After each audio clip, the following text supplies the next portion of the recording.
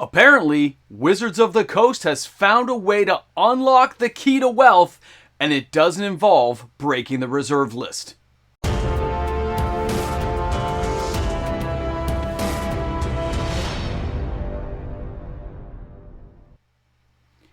Doing something well any one time can be considered lucky, a fluke, but replicating success can lead to a lot of wealth creation. Welcome back, everyone. MTG Moxman here, and we have a lot to cover in today's video, so thanks again for hanging out with me on my channel today. Big shout out and thank you to everyone joining the channel, subscribing, notification bells on, and of course viewing each and every day, helping me get closer to that 20,000 subscriber party. It's going to be epic. Thanks again, everyone who's joining in every day. But we have something very unique going on right now with Magic the Gathering, and it is Lord of the Rings. It doesn't matter if you want to be a negative Nelly or say things are awful. It is truly awe-inspiring to see what's happening, to see the value being created out of thin air by Wizards of the Coast, and everyone saying, thank you, please, I'd like some more. Because that's how it looks right now. From box opening videos, to the buzz around the local stores, to Discord groups, as well as Facebook groups, and even private messages, everyone's pretty happy about the direction Wizards has taken for this particular product. And they didn't have to break the reserve list to do it. If anything, this is a lesson to the company that just leave the reserve list alone and focus on what they're doing well right now. When they get in the statistics and stats on the sales of Lord of the Rings, when they follow the secondary market and see how the products were received, the sales volumes and aftermarket wealth that was created, they know they have something that they can focus on to bring the company the dividend they need later on. The IP cash flow that will continue on if they manage it well. And I mean, they can't even have a lapse of judgment. They have to follow through on the success and replicate it, which means they got to stick to some very tight guidelines, but they could do it. They just got to find the right IPs to lock things in time and again, or come up with very nice new creative sets that players can enjoy and keep those kind of serialized cards to a certain level. And not just serialized cards, because Lord of the Rings has a lot more going for it than that. Yes, you've got the iconic artwork and stuff of those Tolkien areas, but if you just give us a good plane of existence and you generate the right cards to go with that world, and I'm talking about land, mana-based cards, which Lord of the Rings has it in plenty. You've got great land cards you want. You got great box topper cards with good reprints inside that draw value in time and time again. There are so many sections of this to get excited about, and that's the buzz you are seeing from the players, from the stores, from the Reddit groups, the Facebook, Twisted Avenue, back alley stuff. It's crazy to see, but it's everywhere. And yes, I have friends who are super excited and they get really mad when they get a horrible box like some of my friends did this weekend for the pre-release. But at the same time, you have just as many friends so excited to open that bomb box that has everything inside. I couldn't help it myself opening that serialized card in the box opening video. That was amazing. To open that and it blew me away. And I realized it's not a Mox. I get it. The old fogey in me is like, that's not a Mox. But it is truly unique because it's difficult to find. And that's what players want. They like the lottery style. And now Wizards of the Coast will realize you don't have to go the 30th anniversary to draw value into your set. You need to create it creatively. You need to generate it internally with good products. I mean, I hope they would fix that card quality, but good products. Good mana base on any set you make. You got to have a couple unique lands in there that will be used in multiple formats. And in this particular set for Lord of the Rings, yes, it jumps right to modern and it's got commander engineered cards inside. You can see it plain as day. Imagine they actually put some standard cards in there or build a standard set that has a few commander cards and a few modern cards to be generated into those formats. You will draw players in by doing it in a way that brings wealth to many of the playgroups with cards they actually want to indulge in. We've talked about this time and again, and now that Wizards has done it with Lord of the Rings, this hopefully will bring them to a new page, a new chapter, where they can look at this going forward in the next 24 months, go back to the drawing board, yes, bring some new IPs in and try to replicate what you've done, but do it cautiously do it with thought in mind, and you can bring it around again. And the players aren't going to complain. They're not going to be hateful and spiteful and bring your stock to a standstill. There's just so much here for Wizards of the Coast to unpack. And the thing I like best is it didn't break the reserve list. It isn't going back there and rehashing old problems that can be left alone. There's always going to be the old fogey and a few very wealthy players who go back and buy reserve list cards, especially the key cards that are truly powerful and unique. And just part of history, let's face it. But for the new player groups that come in, the updated versions going forward, they're all going to have their moment where there's a set they love. Some of these things like Lord of the Rings are really going to carry forward and resonate with players 10 years from now. It happens with certain sets. This is now going to be one of them. You can look at things like War of the Spark, Throne of Eldraine, Dominaria 2018. They all had their moment in the sun.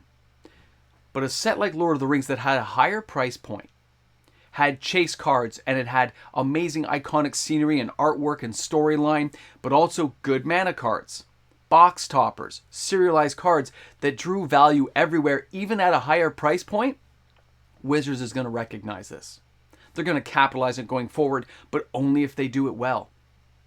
Only if they're cautious and take the right lessons learned from Lord of the Rings to carry not just into IP sets, because it'll be very hard for people to recognize, to see them, hey, we're going to replicate this in the exact same fashion. That's very hard to do. Only certain IPs will really lend itself to a wide audience. But if you build a new plane of existence, taking away from this set, the key things that made it successful, they can replicate it. They can replicate it in a way that they don't have to universes beyond. Yes, that's great, but if they do a good plane of existence with a good storyline, something like a Throne of Eldraine style, and you carry that with all the key elements that made this set successful, that is something you should not ignore. That is something Wizards of the Coast really should be focused in on with like a radar lens. Like look right at it and say, here are the key elements players enjoyed. Let's look at this stuff. Let's carry some of this stuff forward into the future sets. It'll be fascinating to see how things unpack years from now. Will Lord of the Rings continue to have its sales volumes? Will things dwindle off and die with Commander Masters coming? But please remember, Commander Masters is a reprint set. I'm not hyped on this set at all. There's nothing they can put in that will draw me in. I'm going to be negative on this until they prove it differently, but I can't picture a way that they can make it work. Not like Lord of the Rings, which I knew would have some new cards going in. By the way, the Commander decks selling phenomenally for Lord of the Rings. Keep that stuff in mind too, that they can bring that forward by putting a few new key cards, which Commander Masters has done well. New cards inside those Commander decks, those are going to sell. But the actual reprint sets, don't expect a lot out of it. So the takeaway I get from all this at the end, you didn't have to mess around with the reserve list. They can still copy reserve list cards in a certain way to make them recognizable, but a little bit functionally unique and a little bit different, and bring those into new sets, and none of it breaks the reserve list. You bring in serialized cards in a limited fashion. You make that one-of-one kind of chase card idea to make the lottery faction for the richer players in there. That'll bring people in. Good box toppers with decent lands and decent cards players want for the most part. Another bonus. Good artwork. Good functionality to the cards. How about card quality? We hope they improve that. But this has a lot to really unpack for the company. And they're going to see it. They're going to have to spread this out and look at it all and see what went really well. Because the stores are happy. Players are happy. Yeah, I get the artwork can still throw people off. We've talked about that. But generally speaking, you can't please everyone. But if you please a large enough audience, they're going to come back for more. And that's what I think is the key takeaway to the company. Higher price point, people still bought it, and they asked for more.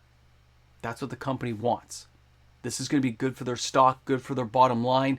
And I guess, Chris was right when he said the third and fourth quarter were going to be successful. Maybe they knew ahead of time how good it was going to be. I don't think they knew quite as well, or maybe it's just the negative Nellies out there kind of downplaying things. Even myself, I wasn't sure how it would play out, but I gotta say, wow, this just blew things out of the water for the company, and it gives them a whole new page to write their future history on if they do it correctly. So thanks a lot for tuning in. Thanks for hanging out with me on the channel. How do you guys feel about Lord of the Rings? What do you think is going to happen? And do you think they can replicate this success? Slam those comments down. Let me know what you guys think. And I look forward to another video tomorrow. We're going to have a great time out there. And yeah, the Mini Mox got me a great shirt. I hope you guys liked it. Oh yeah. I know he just loved it. I think he saw it on Family Guy episode or something at the brother-in-law's place. And he just liked the shirt. So thanks a lot, guys. Have a great day today. We'll see you all tomorrow. Hey, a big shout out and thank you to the fantastic patrons of the channel. Thanks again, everyone. You guys are amazing. The patrons make this happen each and every day. Yes, I know there's some new patrons to add on. Don't worry, guys. I haven't forgotten. I just been busy with Father's Day stuff. See you soon. Welcome back to the post party. Hope you all had a great weekend. Here we are on a Monday. And I got to say, the sales figures are massive. Okay?